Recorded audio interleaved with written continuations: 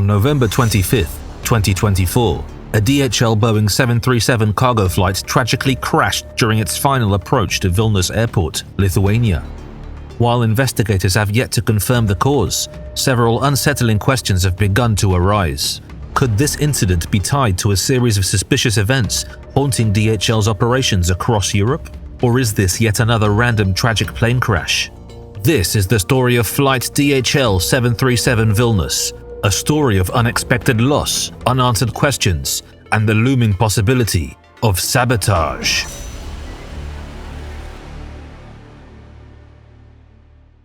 Flight DHL 737, operated by Swift Air on behalf of DHL, departed from DHL's European logistics hub in Leipzig in the early morning of November 25, 2024. Its destination was Vilnius Airport in Lithuania, a flight expected to last just under 2 hours. On board were 4 individuals, 2 experienced Spanish pilots, a German logistics specialist, and a Lithuanian operations staff member. The Boeing 737-400 freighter was carrying a routine shipment of parcels destined for Vilnius with no indications of anything unusual. Weather conditions that morning were less than ideal. Low visibility and a cloud ceiling of just 500 feet required the crew to rely heavily on their instruments for the approach to runway 19. However, despite these challenges, the flight proceeded smoothly through Lithuanian airspace, and the crew prepared for their final descent. As flight DHL 737 approached Vilnius Airport, the crew initiated their descent for a precision instrument landing on runway 19. Everything appeared routine as the Boeing 737 descended through the dense cloud cover. But just moments from the touchdown, the unexpected happened. At approximately 5:30 a.m., less than a mile from the runway, somewhat unexplainably, the pilot lost control of the aircraft. Eyewitnesses described seeing the plane suddenly pitch upward, a movement which signifies an aerodynamic stall. Not long after, the aircraft crashed into a residential area near Vilnius, erupting into flames upon impact. The force of the crash was catastrophic, destroying parts of a 2-story building and leaving a trail of wreckage scattered across the site.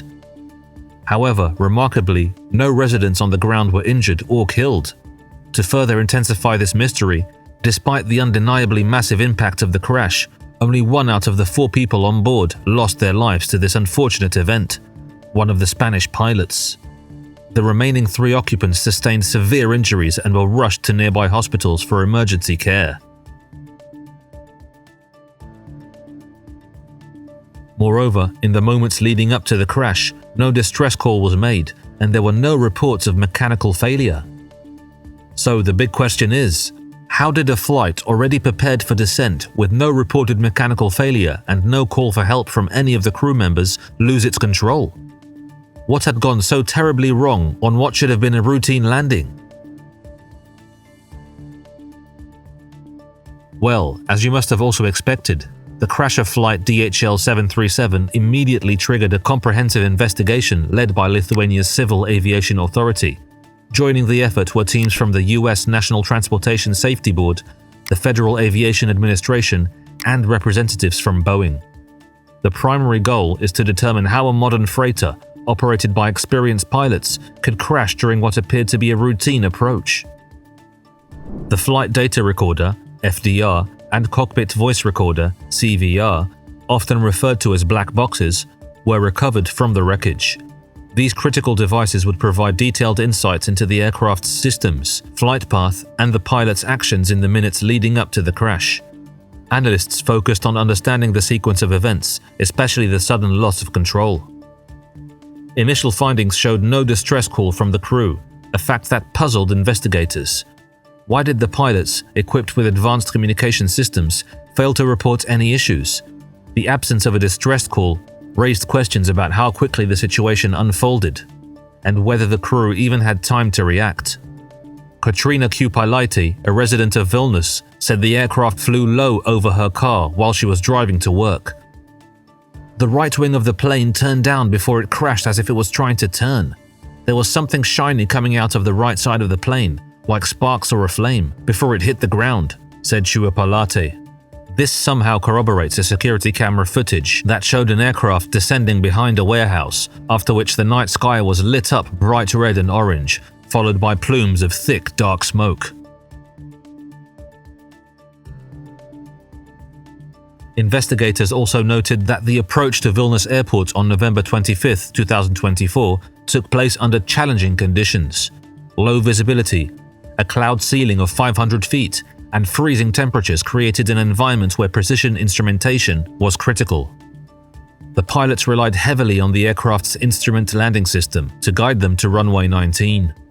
However, shortly after the crash, a notice to airmen, NOTAM, revealed that the ILS system for runway 19 had been undergoing testing.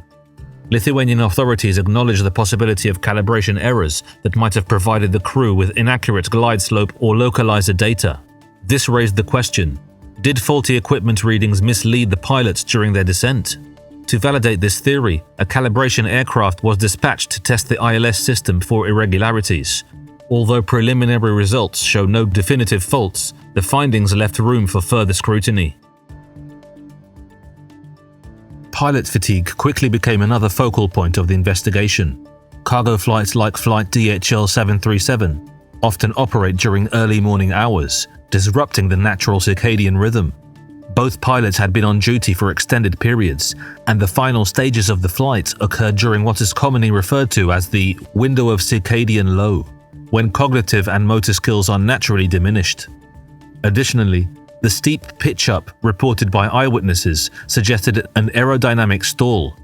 Stalls are often recoverable when promptly addressed, but they require quick and precise action. Investigators are evaluating whether the crew recognized the stall in time, and if not, what factors may have delayed their response. However, one of the most alarming theories centers on sabotage. In the months preceding the crash, DHL had experienced a series of incidents involving incendiary devices hidden in parcels. In one high-profile case, a device caught fire at the DHL's Leipzig hub, where flight DHL 737 originated from before its eventual crash. Another device caused a blaze at a logistics center in Birmingham, England. These incidents raised the possibility that the Vilnius crash could be linked to an act of deliberate interference. Lithuanian authorities and international security agencies investigated whether any suspicious cargo was loaded onto the freighter before departure. While no evidence of explosives or tampering was immediately found, investigators noted that security protocols for cargo screening had become a growing concern across Europe. Furthermore, the crash's proximity to residential areas heightened scrutiny. Could the aircraft's trajectory have been influenced by external interference, such as GPS jamming or cyber intrusion? Is this a suspected case of terrorism? However, Lithuanian Defense Minister Kasčiūnas strongly argues that this wasn't a case of sabotage. In his words, "With all that we have now and what we know, there are no signs that there could be an act of sabotage." At the same time, Lithuania's Commissioner General of Police Arūnas Paulauskas said terrorism cannot be ruled out. Lithuanian counterintelligence chief Darius Jauniskis also told reporters, "We cannot reject the possibility of terrorism, but at the moment we can't make attributions or point fingers because we don't have such information." So, the big question is, where do we go from here? And who do we believe? With several avenues of investigation underway, including mechanical systems, human factors, and potential sabotage, the exact cause of the crash remains unclear. Nevertheless, the crash of flight DHL 737 serves as a stark reminder of the multifaceted challenges facing modern aviation. While advancements in technology have made flying safer than ever, incidents like these expose vulnerabilities that demand attention and action. First, aviation safety relies on multiple layers of protection, from advanced instruments to pilot training. Yet, this incident exposes the importance of having robust backup systems. The possibility of inaccurate instrument readings, as hinted by the ILS calibration concerns, raises the question: could additional safeguards, like the Runway Awareness and Advisory System, RAS, have averted disaster? Systems like RAS, which alert pilots to potential taxiway or runway errors, are increasingly seen as essential, especially during challenging approaches like this one. Secondly, the investigation of this crash has reignited discussions around pilot fatigue especially for cargo flights operating during the circadian low. Fatigue can impair decision-making and reaction times, as seen in past incidents across the industry. Ensuring that crews receive adequate rest and maintaining rigorous monitoring of duty hours remain critical priorities for airlines and regulators alike. Perhaps the most unsettling takeaway from this tragedy is the ongoing vulnerability of cargo operations to external threats. The series of incendiary device incidents within DHL's network highlights the need for enhanced security measures across the global supply chain. Strengthening screening protocols, improving intelligence sharing among nations, and investing in anti-interference technologies are vital steps to counteract potential sabotage.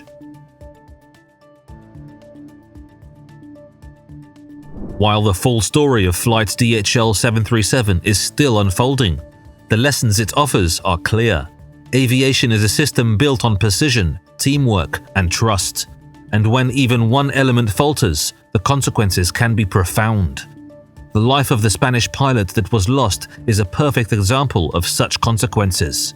So, what are your thoughts on the flight DHL 737 incident? Do you believe enough has been done to address the risks of sabotage and operational challenges in aviation? Or is there more to uncover in this mysterious case? We'd love to know what you think. Don't hesitate to drop a comment below and join the conversation. If you found this story insightful, please give this video a thumbs up and share it with others who might find it interesting. And if you haven't already, subscribe to our channel and ring the notification bell so you'll be among the first to know when we publish next. Thank you for watching, and we'll see you in the next one.